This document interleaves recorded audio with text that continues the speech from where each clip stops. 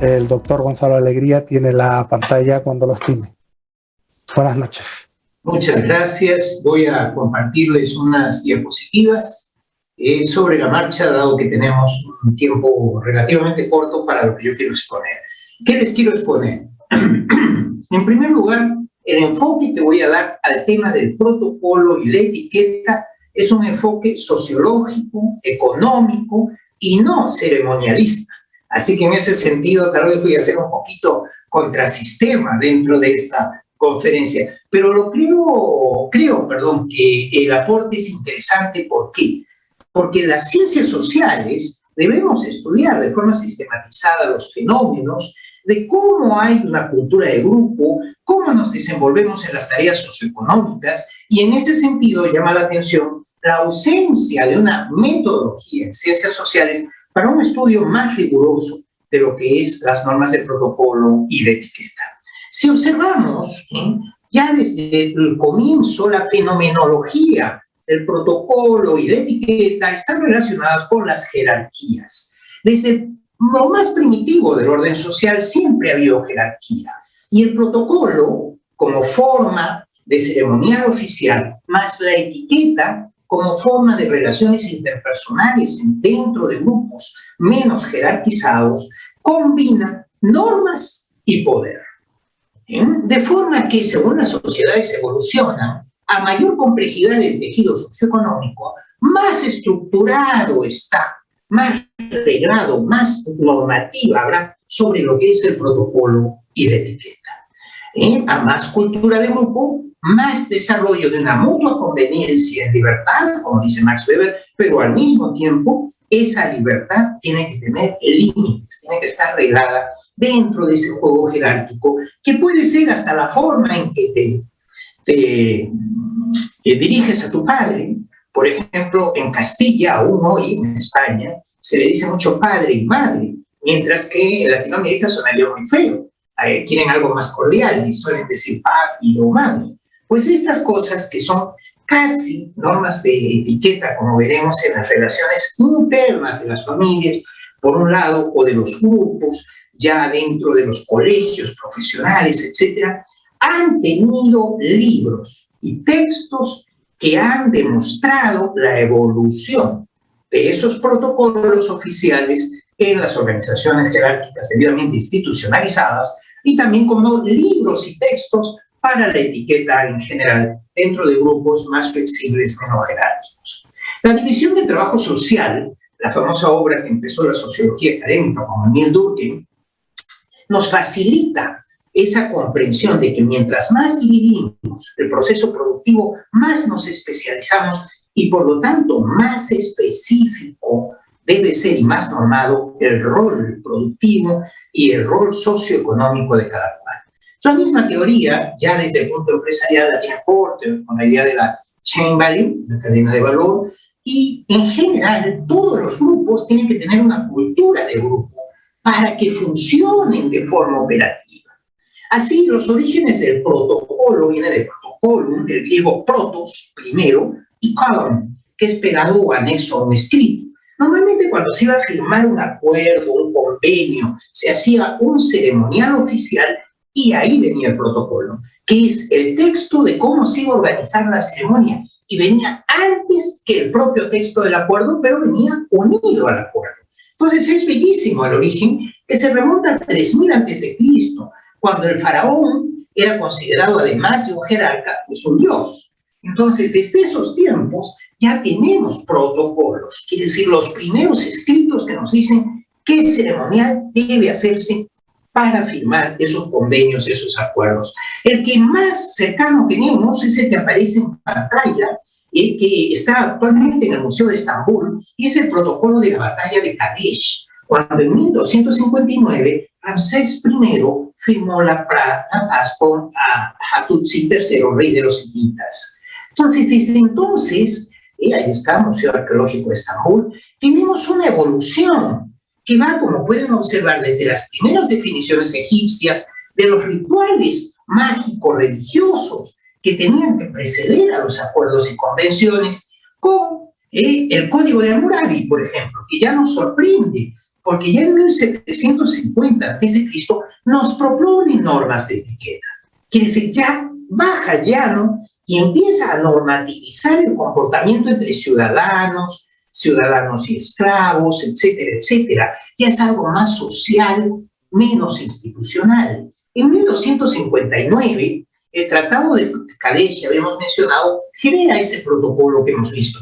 Y en el 776 a.C. tenemos el primer protocolo para eventos deportivos, que fue pues justamente el que vino escrito para los Juegos Olímpicos por parte de los griegos. Desde esa época van surgiendo protocolos como el protocolo militar con Alejandro Magno, de las primeras normas 330 a.C.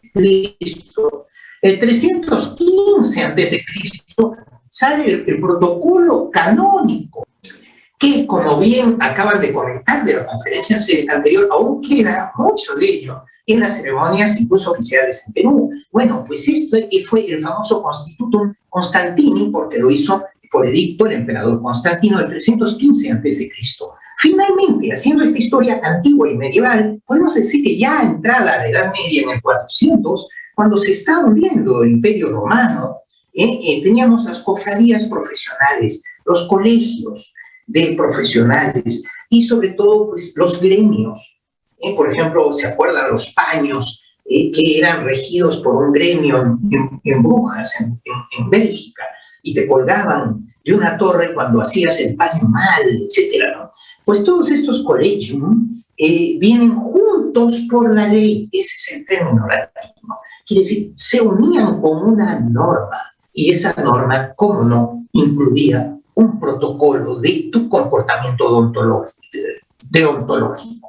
Tu comportamiento deontológico. Terminamos hablando de 801 de nuestra era, cuando Carlomagno incluye el protocolo académico, incluida la canción Gaudium Sigitur, que tengo el privilegio de haber aprendido en Complutense, y que es falso, como pone Wikipedia, a veces hay que revisar esas fuentes, que sea mucho más reciente, ¿no? Que sea de 1500 o similar, ¿no? El Gaudium Sigitur data de este 800 que menciona la mayor parte de los autores históricos respecto a Carlomagno. Ya en la Edad Moderna, tenemos que el protocolo social para ceremonias sociales abiertas lo impone el rey Luis XII de Francia con las normas de etiqueta. Y de ahí viene que ya pasemos a la etiqueta propiamente dicha, cuando solo unos pocos años después, en pleno Renacimiento italiano, con el Cinquecento, quiere decir entrado en 1500, la primera norma de etiqueta en la mesa la escribe ni más ni menos que Leonardo da Vinci, como vamos a ver más adelante al mencionar su bello libro sobre notas de etiqueta para banquetes. Finalmente, decirles que el protocolo aristocrático europeo empieza con el Códex Borbonés de Carlos V, que posteriormente fija aún más y declara casi perpetuo para la monarquía española Felipe II. El Código de Protocolo Diplomático surge en 1528 recién, con el gran Baldassare di Castiglioni y su libro El Cortesano. Y concluimos esta historia de los protocolos escritos y las etiquetas escritas hablando de nuestra situación latinoamericana y muy especialmente con gran cariño sobre nuestro país, Perú.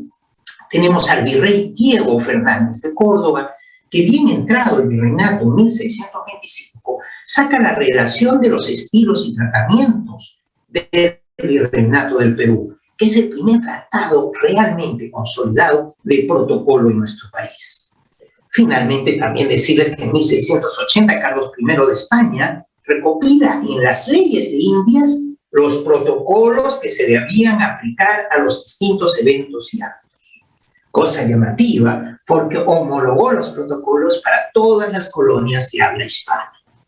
Y, como no, el título 15 del libro tercero de esta obra de Carlos I de España, V de Alemania, el emperador Carlos V, el título 15 del libro tercero trata específicamente de las precedencias en el ceremonial, las ceremonias en sí mismo y las cortesías, regalos, etcétera, que se podían dar.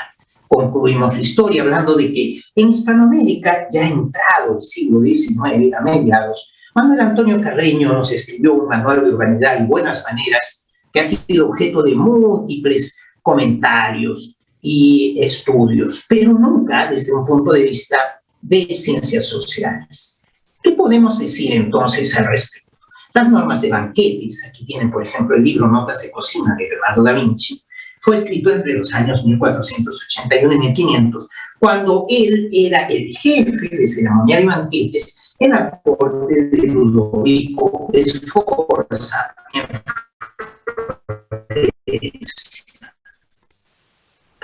También tenemos, como no, las normas de etiqueta diplomática, y insistimos, ya no solo económico, es qué ceremonial deben hacer cuando no es una ceremonia oficial, sino simplemente una reunión de gremios, ¿no? Y ahí tenemos pues la explicación correspondiente de la primera edición en español, a la derecha, de esta misma obra que se sigue publicando, ven a la izquierda, de Baldassare de Castiglione, El cortesano o El cortesano, que por cierto fue traducido por un clásico de la época español, el famoso Juan Boscán. Es un manual de modales y buenas costumbres, refinamientos con soltura, que en italiano se decía espresatura, es decir, justamente la forma correcta de destacar espontaneidad y buen gusto en el mundo diplomático. Las normas modernas de etiqueta social, que se basan en manuales de urbanidad y buenas costumbres, cuentan en Latinoamérica con un autor preponderante, y es el Manual de Urbanidad y Buenas Maneras para Jóvenes de ambos sexos, que escribió el gran educador venezolano Manuel Antonio de Rosario Carreño Muñoz, más conocido como el Manual de Carreño.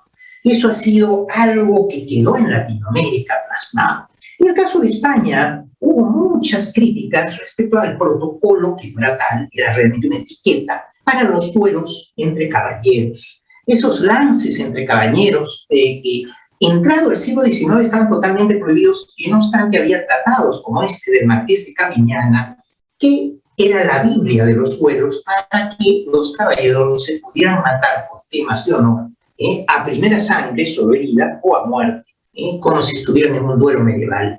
Y todo esto nos lleva a pensar que en Latinoamérica, por ejemplo, el Código del Honor del Marqués de Cabiñana tuvo ediciones hasta 1955, como vemos a la izquierda, y no obstante, también algunas burlas a partir de los 80s, finales de los 70s, como es este Código del Honor del Marqués de Cabiñana que hizo Luis Felipe Engel, un gran intelectual peruano que era humorista, y se llamaba a sí mismo Sofocleto. Él escribió este libro para relativizar el que ya no era lógico que en los años 80 del siglo XX siguiéramos hablando de un código de honor para duelos. Entonces la pregunta es, y estamos concluyendo ahora sí, ¿no hay futuro para el protocolo o la etiqueta porque la modernidad cambia los hábitos y los arrasa? Pues la respuesta está clara, no. Existirá siempre la necesidad de protocolo y etiqueta. Veamos, por ejemplo, la cumbre de Yalta. En la cumbre de Yalta se enfrentan Churchill por el Reino Unido, Roosevelt por Estados Unidos y Stalin, y son las normas de etiqueta lo que hacen que la reunión no reviente y los tres grupos que querían repartirse el mundo lo hicieran de forma civilizada y no incurrieran en otra guerra, aparte de ya esa tan terrible que se había terminado contra las fuerzas nazis alemanas y las fuerzas japonesas. En la 24 cumbre del APEC, la Alianza de Países de la Cuenca del Pacífico, hecha en Lima, logramos que un país con desarrollo intermedio pudiera acoger a todos los grandes mandatarios de Estados Unidos y China gracias al protocolo, que permite definir lo que debe hacer la institución que está organizada y jerarquizada. Tenemos a la izquierda libros de protocolo empresarial, arriba pueden ver el protocolo militar, el rey de España, Felipe VI, el protocolo eclesiástico, en la parte inferior el protocolo real, el protocolo diplomático con la firma de un convenio, ¿no? Que en este caso es la entrada en la OCDE, la Organización de Estados para el Comercio y el Desarrollo, que agrupa los 37 países más desarrollados. Aquí están los diplomáticos firmando delante de las autoridades y especialmente del presidente de Chile. Conclusión: la vigencia de los textos de protocolo y etiqueta es y seguirá siendo muy importante. Y la pena es que los sociólogos, los economistas, no le demos la debida trascendencia en nuestros estudios.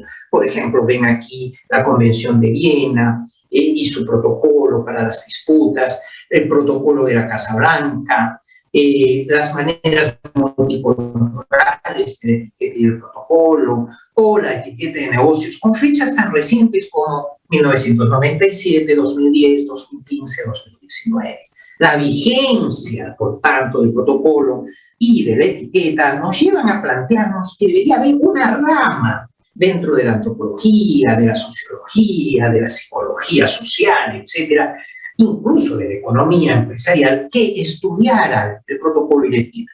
A manera de ensayo, les propongo ponerle como nombre hipotético Studium Consuetudinensis, es decir, el estudio de las costumbres del buen comportamiento.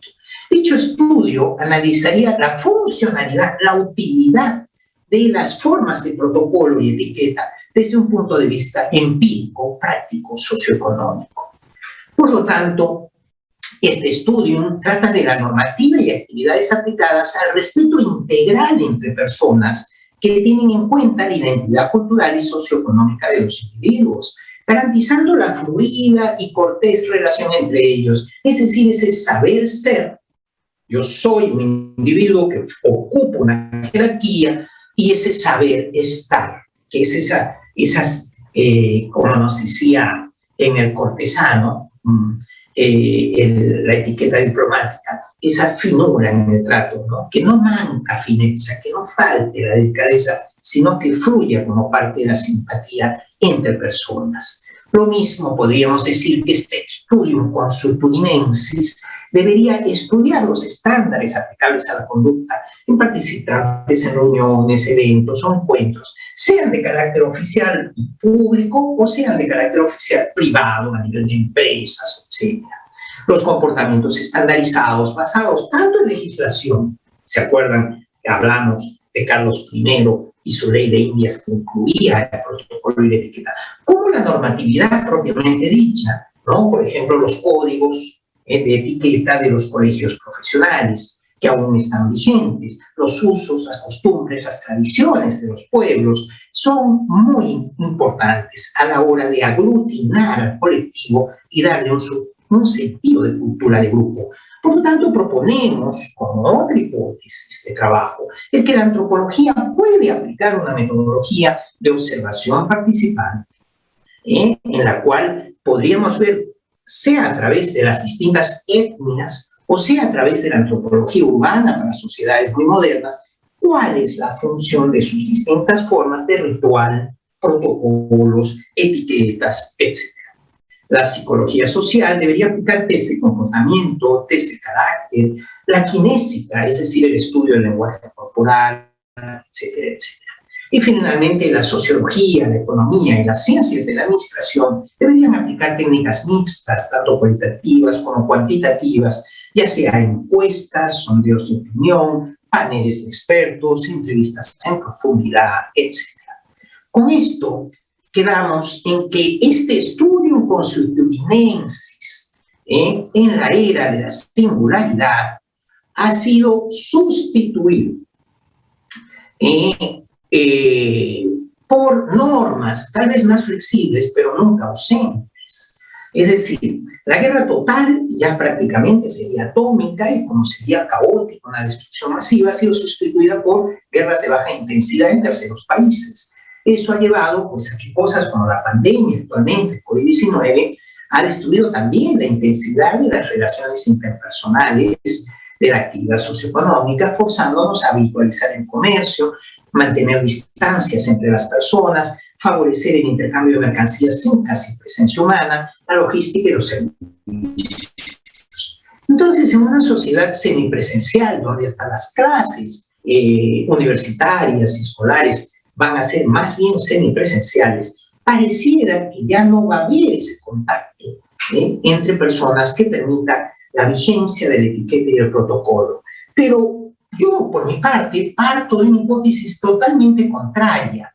Yo creo que es al revés. Creo que va a ser más necesario que nunca el protocolo y la etiqueta en estas sociedades blended, semipresenciales, tipo blended learning y similares. ¿Por qué? Porque esa big data o big data, como decimos castellanizadamente, que vamos a tener, ese uso de la inteligencia artificial, va a destruir el 47% de los empleos en el siglo XXI, según el reciente estudio de la Organización Internacional del Trabajo, elaborado por y dirigido por el economista laboralista de Oxford University, el doctor Friedrich.